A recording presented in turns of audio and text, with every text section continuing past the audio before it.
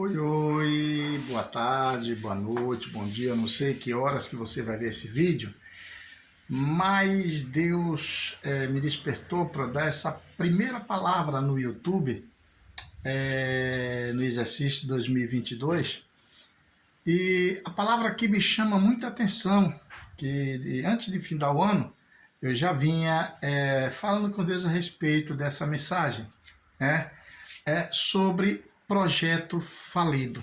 Uma palavra muito usada, inclusive nos louvores.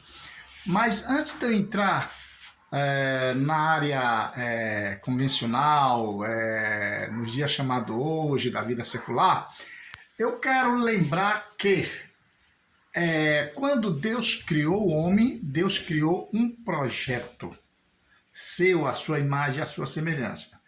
Tá, eu quero que você entenda que quando Deus criou o homem, o diabo ele não gostou. Por quê? Porque Deus criou o homem de um barro, né, uma matéria orgânica, e dali ele fez o quê? A imagem e a sua semelhança de Deus. O próprio Deus fez aquele bonequinho, tipo um retrato, tipo digamos, um monumentozinho parecido com ele, tá? E Satanás viu e não gostou. Por quê? Porque Satanás ele não tem formosura, ele não tem formato. Para Satanás ser alguém, ele tem que entrar no corpo, na carcaça de alguma coisa, seja de um animal, seja de um ser humano. Tipo, lá no Éden, ele usou a carcaça da serpente, né, para ele se manifestar. Então Deus sempre usa o lado bom, lindo, bonito, né? Vamos dar um pulo já na parte de Jesus. Quando Deus ele quis trazer o teu filho, tá, encarnado, ele usou o quê? O corpo da mulher, de Maria, né? Para que a coisa fosse tudo feito pelo processo original e um processo sem deixar variação de dúvida, né? Satanás não, Satanás chega, faz a bagunça dele, esculhamba tudo e depois ele abandona tudo e triste daquele que deixou ser usado. Tá? Mas vamos usar a palavra projeto falido. Esse projeto falido é o projeto de Satanás. Tudo que ele cria, tudo que ele tenta inventar é projeto falido. Mas aquilo que Deus cria, aquilo que Deus coloca em nossas mãos, na nossa vida, o projeto que Deus colocou na minha vida e na tua vida, é um projeto abençoado, é um projeto promissor, é um projeto que vai dar estrutura, é um projeto que vai sair do papel, é um projeto que vai dar continuidade até chegar no ponto final, que é o teu e o meu objetivo, tá? Então, quando Deus criou o homem à sua imagem e semelhança lá no Éden, o diabo tentou proibir, tentou interferir, porque ele não queria que o projeto de Deus desse certo, né? Qual foi a intuição dele? Vou destruir o homem e aí o projeto de Deus passa a ser falido iguais os meus. Mas aí quando ele vê que Deus descobre que o homem pecou, eu acho, a Bíblia não diz, mas quem sabe ele ficou lá no cantinho, dessa vez eu atrapalhei, dessa vez não deu certo. Aí diz a Bíblia no capítulo 3 de Gênesis que Deus vem e faz a roupinha do homem, tá? E Deus aí diz assim, olha, Satanás, eu não vou destruir a minha obra, a minha matéria, não. Eu ainda creio, eu ainda vou apostar, eu ainda vou acreditar que nesse projeto haverá resultado, nesse projeto haverá bons resultados. E o homem perdeu seu privilégio, claro, houve uma disciplina, ele perdeu, foi disciplinado, perdeu o direito de estar no Éden, mas eles não foram condenados à morte, que era o desejo inicial de Satanás. É esse o projeto que Satanás quer na minha e na tua vida, querido, tentar nos tirar da presença de Deus. Observe que uma das coisas que quando Deus, a Bíblia diz que todo final da tarde passeava no Éden, o homem tinha aquele momento de intimidade com Deus. E quando Deus olhou que não viu o homem, o próprio Deus disse, Adão, Adão, onde tu estás, Adão? Acaso tu comeste do fruto proibido, a ponto de você se esconder de mim? E ele foi bem positivo, ele não negou para o seu Criador. Ele disse, eu comi, Senhor, por isso tive vergonha e me escondi.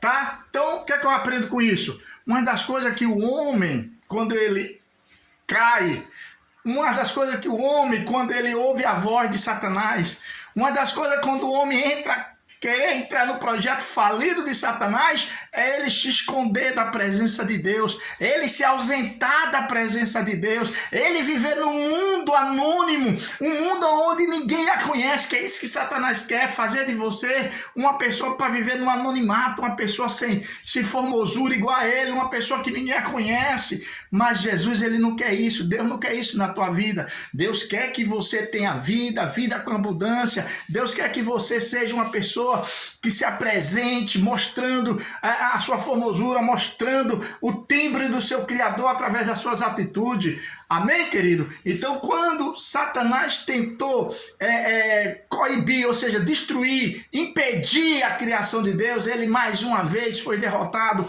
Por quê? Porque o homem, ele teve o seu privilégio de sair do Éden vestido com as roupinhas que Deus a criou. Então não é diferente nos dias corriqueiros, nos dias atuais, tá? Dessa vida secular. Muitas das vezes, querido, o diabo tenta interferir na minha e na tua vida, tentando nos ocultar de Deus, nos afastar de Deus. Ele cria uma situação, ele nos envolve em uma situação, e nessa situação envolve famílias, amigos, empresa, igreja, tudo aquilo que ele sabe que nós gostamos, tudo aquilo que ele sabe que nós temos projeto de crescimento, e o diabo vem para tentar impedir esse projeto de crescimento que com certeza tem o aval de Deus. E quando ele vê que ele tem o aval de Deus, ele tenta se levantar para tentar destruir esse projeto. Mas se você entender que esse projeto é de Deus, que esse projeto vai dar certo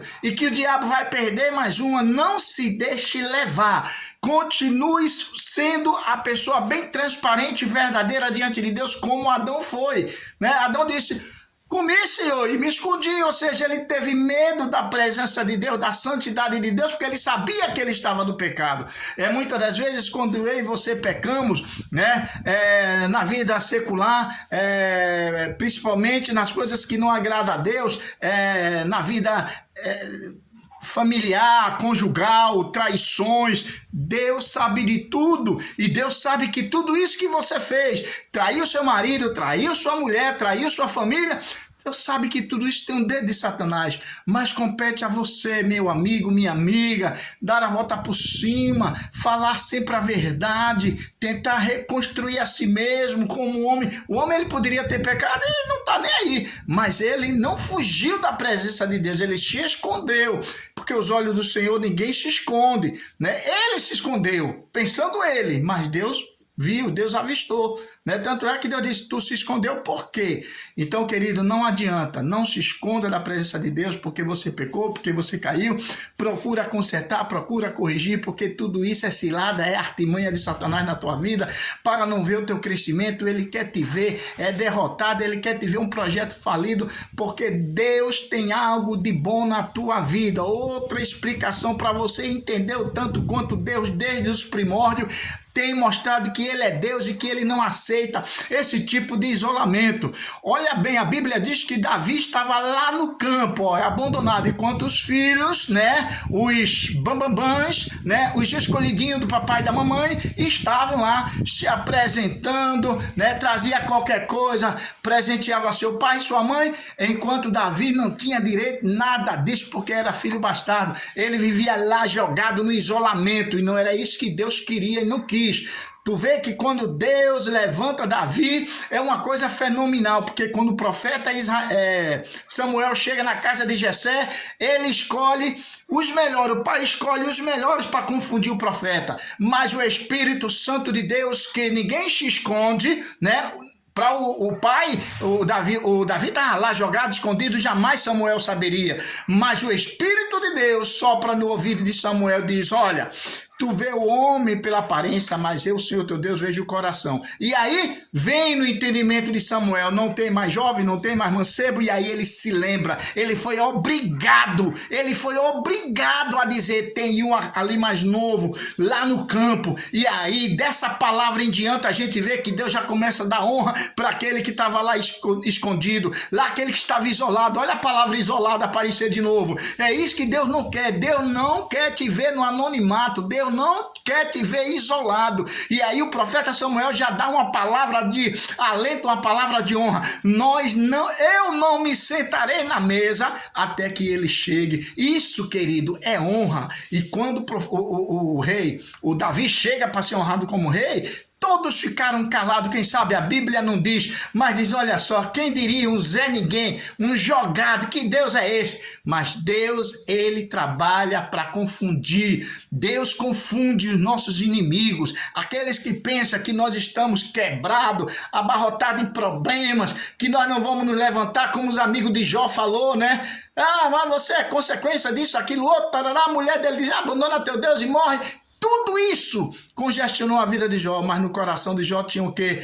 A fé no seu Criador. Eu sei que meu Redentor vive e por fim ele se levantará. Então, querido, creia tão somente. Tu não foi feito para ser um projeto falido. Tu não foi feito para ser um projeto isolado. Tu não foi feito para viver no anonimato. Tu foi feito para ser uma pessoa autêntica, uma pessoa popular, para levar a palavra de Deus através dos seus atos, através dos seus testemunhos. Creia tão somente, tanto quanto foi parecido na vida de Mefibosete, né? Quebrou as pernas, né? A secretária pegou aquela criança para defender, para não matar, e até porque ele seria o único herdeiro do trono de Saul, né? E o tempo se passou, quando eles viram que o garoto não tinha nenhuma serventia, jogaram na terra do esquecimento, chamada Lodebar, né? Olha o esquecimento de novo, isolamento, anonimato, e aí ninguém sabia mais quem era, quem não era. Quem sabe os novos moradores da vizinhança nem sabia quem era Mefibosete, mas Deus, ninguém se esconde, Deus estava anotado na agenda dele. Eu vou honrar o meu servo, porque ele não foi feito para viver em Lodebar, ele não foi feito para viver no esquecimento, no isolamento. Assim é na minha e na tua vida, querido. Olha só, e um dia aparece Davi para honrar a vida de Mefibosete. E são quase situações parecidas, né? Da vida de Davi lá atrás com a vida de Mefibosete. Então, querido, toma esta palavra da parte de Deus na tua vida. Tu não és um projeto falido, tu és um projeto vitorioso. Escreve, Deus vai cumprir o que você colocou no teu coração. Deus ainda é o mesmo para realizar sonhos. Somente não desista. Tem mais alguma coisa a acrescentar no seu sonho? Acrescente, porque Deus irá realizar. Queira Satanás ou não, tu és projeto vitorioso e Deus não desistiu de você. Para Deus você é mais que vencedor, você é uma obra, tu és uma preciosidade, escreve isso, tu és precioso, preciosa diante do nosso Deus, amém? Que Deus em Cristo te abençoe, receba um abraço do Espírito Santo e deste amigo seu, pastor Jadiel.